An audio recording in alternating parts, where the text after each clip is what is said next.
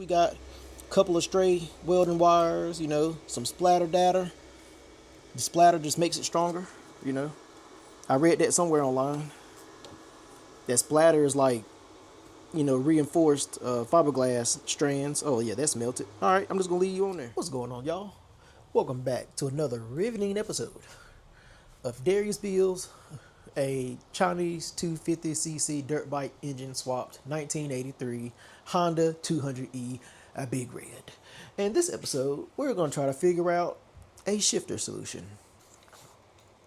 So, the issue that we have here, and I've never paid any attention to this before, is that if you have a manual transmission machine, normally the foot pegs will be equal to or behind the shifter mount.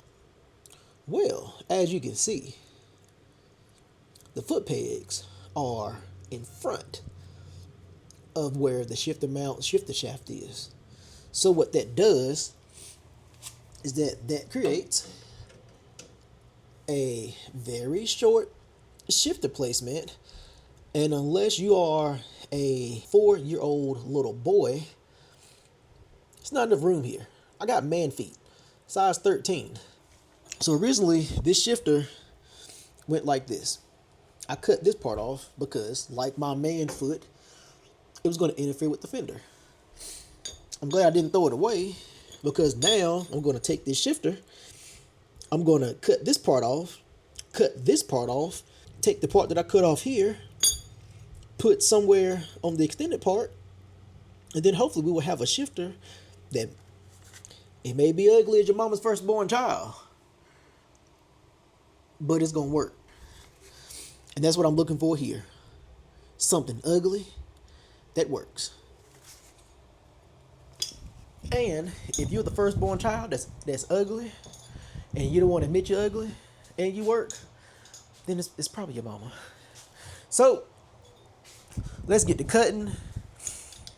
Let me pull out Mr. Titanium, Harbor Freight edition.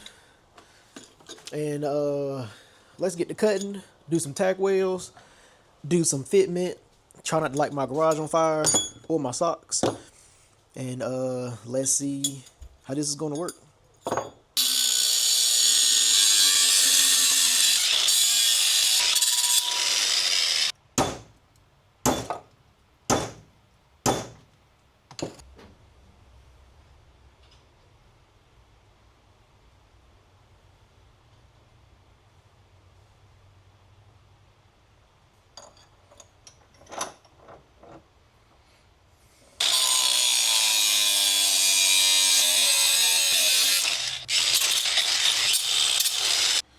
All right, so let me bring this down a little bit. But this is roughly what we're going to be looking at. I did cut that notch out, and now it has a lot more throw, and I can mount it up higher if I need to without hitting the case.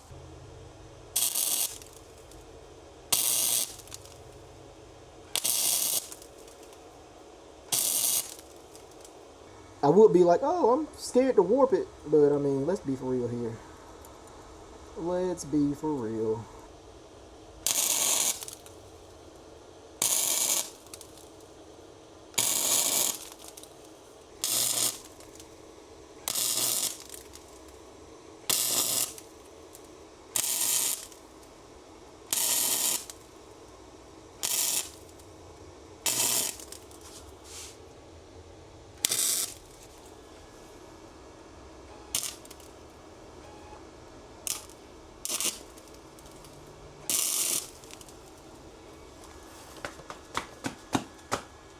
All right, stop that fire. Yep, melting my peg on here. We got a couple of stray welding wires. Some splatter data. The splatter just makes it stronger. I read that somewhere online. That splatter is like, reinforced fiberglass strands. Oh yeah, that's melted. All right, I'm just gonna leave you on there. You can just melt. Oh, that burnt rubber stinks. Yep, didn't think that through. All right. So yeah, we're gonna let this cool. I may run, a few more boogers on top of it, grind it down, and we'll be back to see how it fits, and we'll see if the rubber survives because it's actively killing itself. All right, y'all. It is not straight. No, this is actually pretty funny because this is not straight. In no way is this straight. It bends, straightens up, and then cocks to the left, and then it cocks up. Oh, excuse me. That way. Like, this is hilarious, but it looks like it penetrated the metal pretty good. Hopefully, I should do like a hammer or a drop test or throw it. But let's see. Is that low? That might be too low. It's ridiculous because it's so long. But let's see. Oh, that falls like perfect. That falls perfect. Efficient room there, because if I wear my riding boots, it's going to be even closer.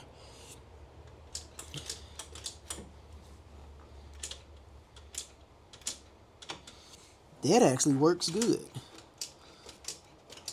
Oh, that works good. Oh, check that out. See, when stuff works, I didn't think it was gonna work. I didn't think it was gonna work at all. This feels pretty good. And I have, cause like when I wear my riding boots, they're thick. So I mean, I could bump it up right there if I needed to compensate for my boots. Matter of fact, if I so do choose, and that's too low, but boom, boom. So yeah, I can't even complain about that. Hopefully this won't break. I mean, I guess it's better to figure out now if it's gonna break than later. If it does break, I'll be happy, but also be sad, because this is like my first like little creation, even though it's ugly, like your mama. If you don't think you're ugly, mama, if you don't think your mama is ugly, it's you. So, I guess from here to the edge of the garage might be like, I don't know, 10, 12 feet.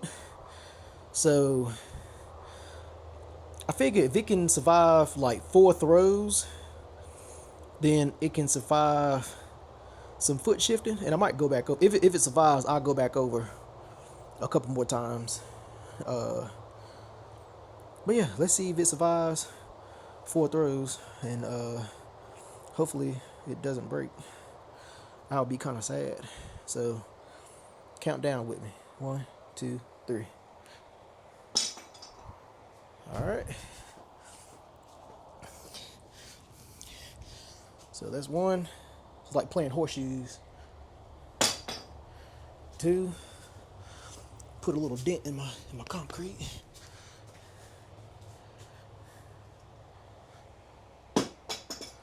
3. That was a good solid hit. And this be my last one, and I think that'll prove that my wheels are these. I can't tell if it bent or not because it's, yeah, all right. All right, so that passes the Darius Beals X-ray welding exam. So I'll be back once it is ground down. And depends on how it look ground down. I may paint it with some of the Rust-Oleum tractor paint.